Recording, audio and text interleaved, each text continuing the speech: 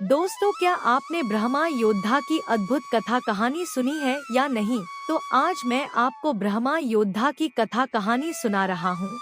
यदि अच्छी लगे तो लाइक करें, कमेंट करें और मेरे @बीकाजी भक्ति कथा चैनल को सब्सक्राइब करें। ब्रह्मा योद्धा की अद्भुत कथा। महापुराणों, वेदों, उपनिषदों, स्कंद पुराण एवं सनातन परंपरा पर आधारित विस्तृत कथा। क्या आपने कभी ऐसे योद्धा के बारे में सुना है जो तलवार से नहीं बल्कि ज्ञान, तपस्या और धर्म की शक्ति से संपूर्ण संसार की रक्षा करता था? क्या ब्रह्मा जी ने भी कभी किसी योद्धा को जन्म दिया था? एक ऐसा ब्रह्मा योद्धा जिसकी शक्ति के सामने देवता भी नतमस्तक हो गए थे। आज की कथा सुनने के बाद आप समझ जाएंगे कि केवल शारीरिक बल ही नहीं बल्कि ज्ञान का बल भी संसार का सबसे बड़ा अस्त्र है। वीडियो को लाइक करें, चैनल बीकाजी भक्ति कथा को सब्सक्राइब करें और कमेंट में लिखें जय ब्रह्मदेव। सृष्टि की शुरुआत और प्रथम योद्धा की आवश्यकता। जब न पृथ्वी थी, न आकाश था, न सूर्य था और न चंद्रमा, चारों ओर केवल अनंत जल और परमब्रह्म की दिव्य चेतना विद्यमान थी। वेदों के अनुसार उसी परम चेतना से हिरण्यगर्भ प्रकट हुआ। उस स्वर्ण अंडे से ब्रह्मा जी प्रकट हुए।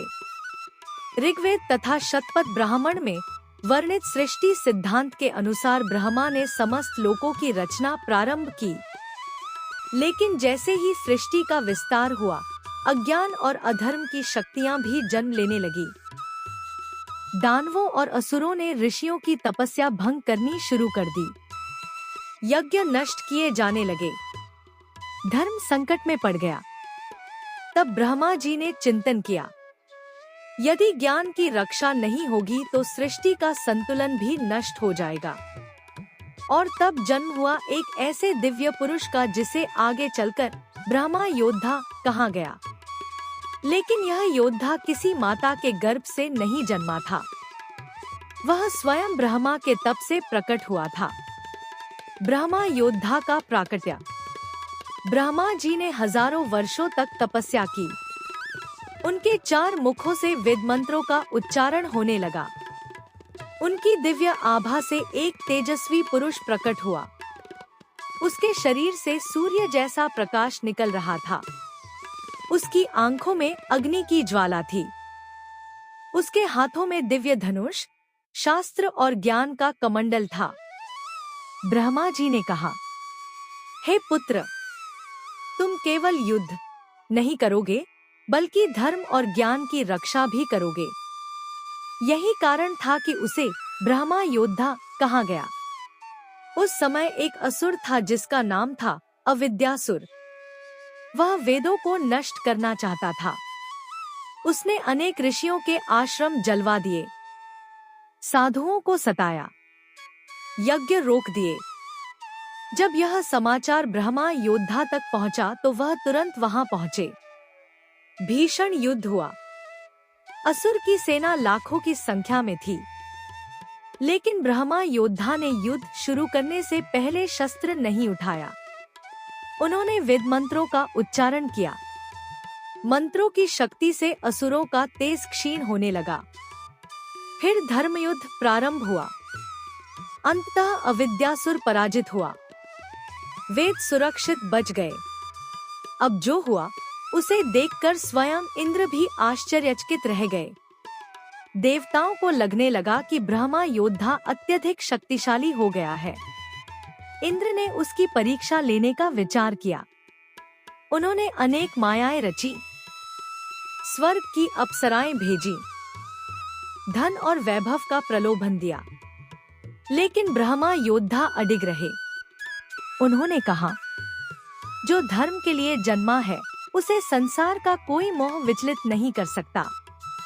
देवता प्रसन्न हुए। अब उन्हें समझ आ गया कि यह योद्धा केवल बलवान ही नहीं बल्कि आत्मसंयमी भी है। स्कंद पुराण की कथाओं में वर्णित असुर शक्तियों से प्रेरित एक दैत्य था कालकेश। उसने तीनों लोकों में आतंक फैला दिया। वह ब्रह्मज्ञान का विरोधी था।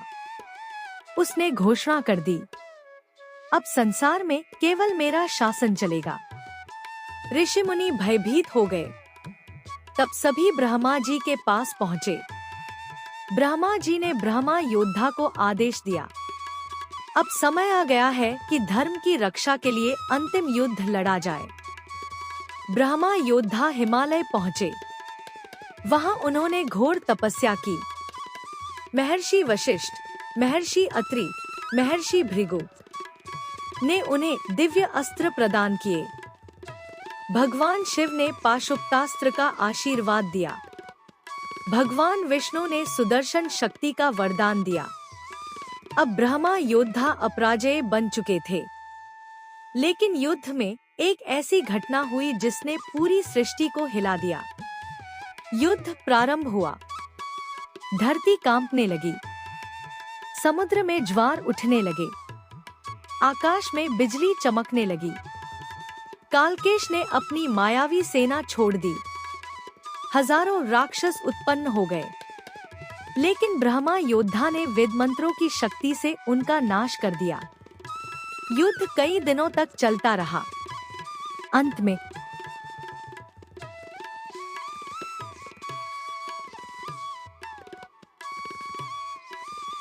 कालकेश स्वयं मैदान में आया। उसकी शक्ति असाधारण थी। उसने पर्वतों को अस्त्र की तरह फेंकना शुरू कर दिया। लेकिन ब्रह्मा योद्धा विचलित नहीं हुए। उन्होंने ध्यान लगाया, ब्रह्मतेज जागृत किया और एक दिव्य अस्त्र छोड़ा।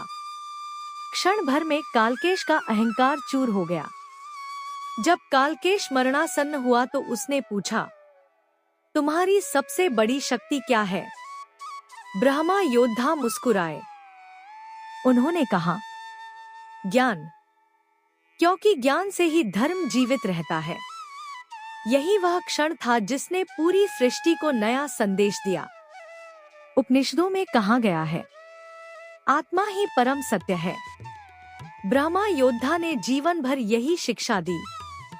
उन्होंने कहा, क्रोध पर विजय प्राप्त करो, अहंकार त्यागो, सत्य का पालन करो, धर्म की रक्षा करो। यही वास्तविक युद्ध है। आज भी हर मनुष्य के भीतर एक ब्रह्मा योद्धा छिपा हुआ है, जो अज्ञान, क्रोध, लोभ और मोह से युद्ध कर रहा है। हजारों वर्षों तक धर्म की रक्षा करने के बाद ब्रह्मा योद्धा हिमालय लौट गए। उन्होंने अपने शिष्यों से कहा, जब भी संसार में अधर्म बढ़ेगा, ज्ञान रूपी प्रकाश उसे समाप्त करेगा। याद रखना, सबसे बड़ा योद्धा वही है जो स्वयं पर विजय प्राप्त कर ले। इसके बाद उन्होंने समाधि धारण कर ली। उनका शरीर दिव्य प्रकाश में विलीन हो गया। कथा का आध्यात्मिक संदेश, ज्ञान सबसे बड़ा अस्त्र है। धर्म की रक्षा करना प्रत्येक मनुष्य का कर्तव्य है। अहंकार का अंत निश्चित है। आत्मसंयम ही वास्तविक शक्ति है। जो स्वयं को जीत लेता है वही सबसे बड़ा योद्धा है। यदि आज ब्रह्मा योद्धा आपके सामने आ जाए तो आपको क्या उपदेश देंगे? कमेंट में अवश्य लिखें। जय ब्रह्मदेव। और याद रखिए, संसार का सबसे बड़ा युद्ध बाहर नहीं, अपने भीतर लड़ा जाता है। वीडियो पसंद आया हो तो लाइक करें, शेयर करें और चैनल बीकाजी भक्ति कथा को सब्सक्राइब करना न भूलें।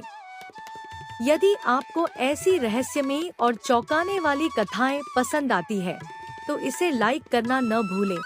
कमेंट में अवश्य लिखें जय श्री हरि और ऐसी ही अनसुनी और रहस्यमयी ज्ञानवर्धक वीडियो के लिए मेरे चैनल @बीकाजी भक्ति कथा को सब्सक्राइब जरूर करें और हाँ, वो बेल आइकॉन भी दबा दें ताकि आप कोई भी अपडेट मिस न करें, क्योंकि ऐसे ही अनसुने रहस्य हम आपके लिए लाते रहते हैं।